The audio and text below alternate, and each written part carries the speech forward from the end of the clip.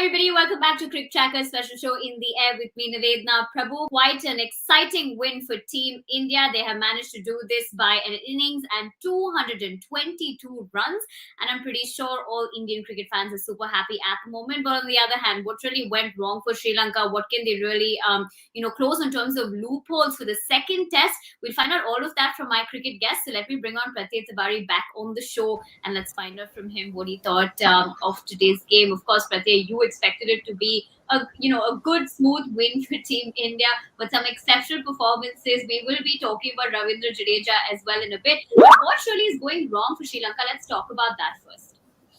So I think it would be easier to point out what is going right for them, and that is absolutely nothing, because if you actually start talking about what is going wrong, the list is way too long. I mean, at the start of the day, if you would have told me that this match would be over by today, I probably would not have been able to believe, despite the kind of Indian bowling attack we have. Because I mean, 16 wickets, my assessment of the pitch was not that it was absolutely unplayable or it was an impossible sort of a pitch. Clearly, I mean, it was a surrender that Sri Lankans actually managed to put on, and it was very, very disappointing, because right through the start, I mean, when you are not even able to manage a score that an opponent single batter scored, because if you look at Sri Lanka's first innings tally, it's just 174. Jadeja himself alone scored 175 not out. So when you are putting up that kind of a performance, it becomes extremely important for you to reassess and, of course, introspect where you went wrong, and then try to rectify those mistakes. Again, in the second innings, I did not see from my end any sort of application. Yes, of course, the situations were not the easiest, but then this is what Test cricket is going to be all about, and you are playing against world class bowlers, so they had to be ready, to prepare for that challenge. But just not being able to show up. I mean, really poor, I would say, batting display, and a humongous margin. I mean, this is a very, very massive margin, and to be wrapped up, I mean, there was still a little bit of time left. I mean, to not even take the play into the fourth day, that in itself is pretty much an evidence of how badly Sri Lanka actually fared out in this test match. One more to go for them, and that would be a day-night affair, so there would be different sort of challenges there. But yes, they would be extremely and terribly disappointed, and they have got every reasons to. And I think that they will have a lot to ponder before they come for the second test match. Good thing also is now that they have got a couple of more days, extra days. Two ways to look at it, of course. Not the best way to, I mean, sum up the story. You do not want yourself to give 2 extra days by conceding the match in 3 days. But now they have these 2 extra days, an added advantage, an added break to kind of reassess where they stand, and then come back stronger in the next game.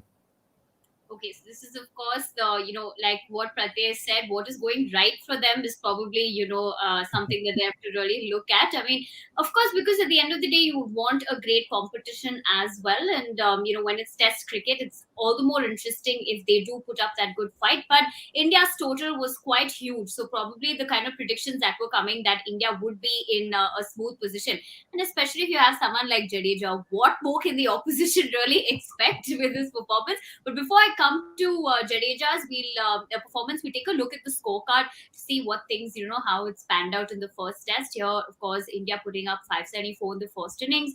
Jadeja with that fine knock of 175 not out. Dusri taraf in the second and third innings respectively, 174 all out and 178 all out. Of course, Nissanka, doing really well for Sri Lanka with that 61, runs that he contributed not out. On the other hand, Niroshan Dikwela with that 51 runs not out. If you could take a look at Niroshan Dikwela's individual performance as well as Pathum Nissanka's performance as well on the screens. Yahan pe agar dekha jaye, 51 not out of 81 balls, and if you could take a look at Pathum Nissanka's contribution as well, 61 runs not out. See, Pratyay, coming back to Sri Lanka performances, players in terms of in the test format, 61, 51, especially in the test format, if you look at it, yes, if it was not for these numbers, then they would be probably bowled up for a lesser number. But what do you think in terms of stepping up in the test format? Who else can the Sri Lankan team really bank on? I'll say, I think, yes, these are odd contributions, of course. I mean, 61, 51, these half centuries. But again, these are not scores of substances. And specifically, when you are looking in the light of the opposition scoring nearly 600 runs, I mean, that's a massive amount of runs that you have on the board.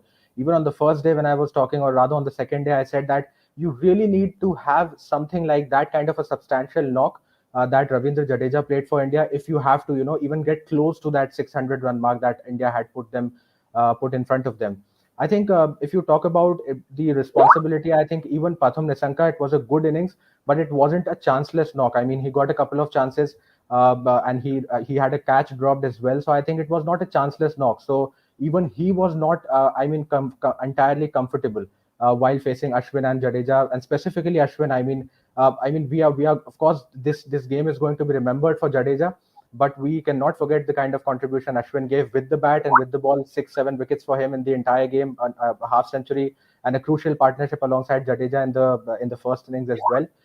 Yeah. Speaking of stepping up, I think if you look at the batting lineup of Sri Lanka, they have plenty of experienced names there. But I think clearly, I mean, lack of application and not being able to get a hang of the situation, which actually led them down. Because from Thiramane to Pathum Nisanka, or even Angelo Matthews, all of these players, these are all very senior members. So you expect them to contribute a lot more than what they eventually managed to do. And even today, I mean, the kind of shot selection, the kind of approach that they showed, it never looked like they are following on. I mean, the way, say, for example, Suranga Lakmal, I mean, he's a senior player. Of course, he's not in the side for his batting ability. But when you know that you're 5-6 down, and now probably a threat of an innings defeat is looming large on your head, you do not want to play those kind of rash shots. And not to forget, this is the test format. So I think it was very disappointing to see. I mean, there was a touch of arrogance maybe of what they were trying to do. I mean, I could not make any means of what Sri Lankan batters were trying to do there, because you have 600 runs in front of you and you have already been enforced a follow on. You do not want to swing wildly and throw away wickets that way. So I think You probably responsibility, think that, collective. sorry for cutting you short, but that's something that we'll have to figure out for the second test, and we'll have to see what their strategy is. But we'll also Absolutely. focus on the positive aspect of some phenomenal performances by Ravichandran Ashwin as well as Jadeja.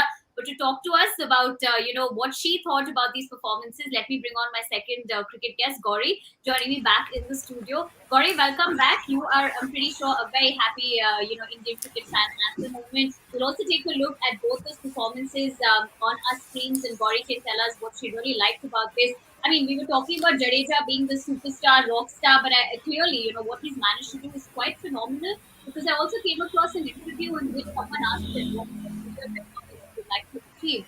And surprisingly, he said a century and a 5 wicket haul, in the same innings. So over to you, Gauri, if you were to summarize both these performances.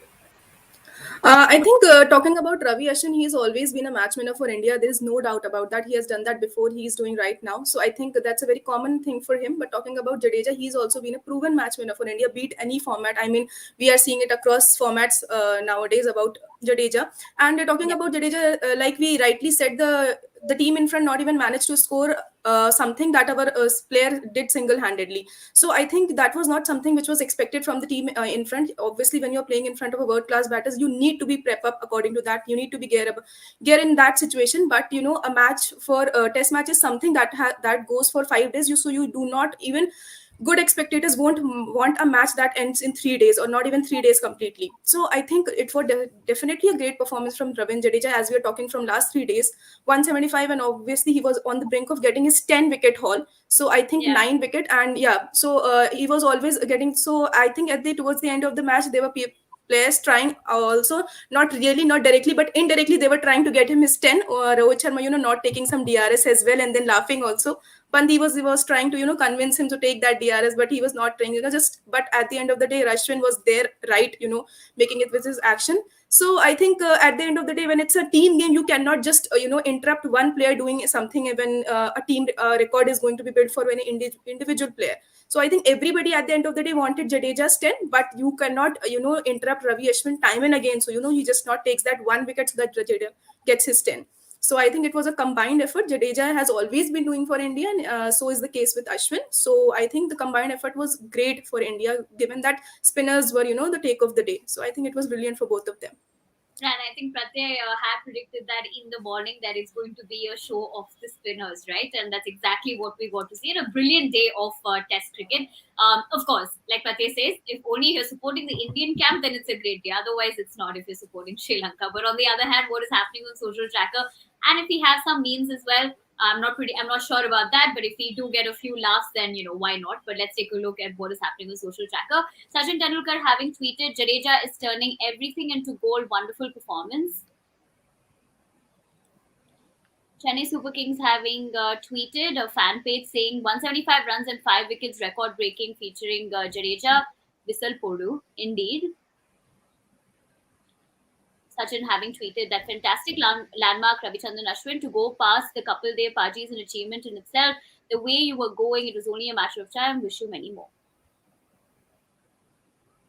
And of course, Clip Tracker having tweeted just rockstar Jadeja things. On one hand, of course, 175 not out with the bat and 5 for 41 with the ball, the MVP of Indian Test teams, Ravindra Jadeja. Okay, coming back to what we can expect in the second Test match, like Pratay has pointed out, it's going to be a day and night test. Gauri, what are you expecting in that? If you had to make predictions, let's say who's going to get a century and who might get a 5 wicket haul. If I don't know if I say about prediction and all, but I'll definitely say I want definitely Virat Kohli to score a century because in 2019 the last century, that 70th one which came, it was in a day night test affair if I'm right, and it was against Bangladesh. So I want that pretty much, yeah. So I pretty much want that to happen again. If it was not happening in these 2 years, maybe it's waiting for a day night test to happen. So, and if going by this, I just believe that we can get to see his 71st. And talking about a 5 wicket haul, I would definitely want you because we are playing in subcontinent conditions, so definitely spinners have a front look on that day. So basically, I think again Jadeja and Ashwin are going to rule the game, but there are people and there are pacers which you cannot write off in any given day, and those pacers are like obviously Muhammad Shami and Jasprit Bumrah. They get even one chance, so they will just make the best out of it. So I think definitely we cannot write them off, even if it's conditions which are offered for the spinners. So I think that's going to be a great affair, day night affair. Obviously it's a interesting element in the cricket test matches, so I think it's going to be great. But given that Sri Lanka have got 2 more days to assess themselves, as Pratyay pointed out rightly, so they have got a lot of things to look upon, because it's not a right way to judge that thing. But definitely, if you have to take away even one positive from this test match, they have ended 2 days early, it will be probably that they will have to look and reassess what there and what they went wrong. So I think they will have a lot to ponder. Yeah. And I think Gauri's calculation of having rewinded back to 2019 and removing that kind of example reminds me of the T20 World Cup 2022, when all of us were making our calculations if India is going to qualify, not who's supposed to lose. Only then that's going to happen. And I think that's what happens to cricket fans, right? You're always looking for reasons to wait for Kohli to get that 71st century. So probably it'll be an exciting affair to look forward to, but we don't want to jinx it. But before we wrap up, I also want to ask Pratay a quick question. Pratay, what are you expecting from the day and night encounter? You've given your predictions in terms of what we can expect for them to correct in their game. But any predictions in terms of a century or a 5 wicket haul you would like to make? Well, see, of course, I mean, it has been really long that we have seen. I mean, it was a habit to see Kohli doing it for so very often, but now in the last 2 years, it has not happened. So, of course, whenever he is playing, that is a discussion that you will have, that he has not scored a century for so long. But I don't think, I mean, you do not see him under any sort of pressure. He's someone who has gotten 70. There is no reason why he cannot get another one. So maybe not as concerned about that. But I would definitely say that it would be also interesting to see if India would actually want to make any changes, because after this clinical performance, you probably would not want to make that. But also interesting would be to see if they would want to maybe have, because here there were two pacers and two spinners. With the pink ball, I feel that the pink ball does a little bit more than the red. And because of that, maybe Mohammad Siraj could get a look in. If he does, then of course he would be a player to watch out for. But even otherwise, I think even in this game, because of Jadeja, because of Ashwin, the Pacers were to an extent overshadowed, but we cannot forget the way Jasprit Bumrah and Mohammad Shami have bowled whenever they were handed the ball. They did wonders, absolutely, and that is exactly what I'm also expecting them to do at Bangalore. Speaking of predictions, one that I would rather want to make is that I'm expecting it to be a clean sweep. At this moment, with due respect to Sri Lankans, I do not see them having enough gas in them to beat India. If they can even muster a draw, that would be a great achievement for them. But if this kind of the performance they have given here in Mohali, that was too disappointing, I guess. So I don't think that they right now they are in the correct. They have the correct armory to defeat India. But I would love to be proven wrong, because if you're talking about test format, you really want some countries, other countries to come up and defy these odds, because India, Australia, England, we have seen these countries continuously playing really well. We of course want the South Africas, the New Zealands, and the Sri Lankas to come up and do the same. So let's see how it pans out. Okay, so the takeaways from this conversation, of course, being eighth taraf, everyone's anxiously waiting for Virat Kohli's 71st century. Might be extra special because it will be held in Bengaluru and he has a special connect with the city as well. Dusri taraf, what is the homework strategy that Sri Lanka will be doing? And like Pratay pointed out as well, we'll have to see if Team India will be having some changes. And it's going to be an exciting affair because it's going to be a day and night test. And we at Crick Tracker, of course, will be joining all of you once again to be discussing the second test between India and Sri Lanka. Want to thank Pratay and Gauri, of course, for joining me in the studios. We will see you very soon. Until then, stay tuned to Crick Tracker for the most awesome news in the world of cricket.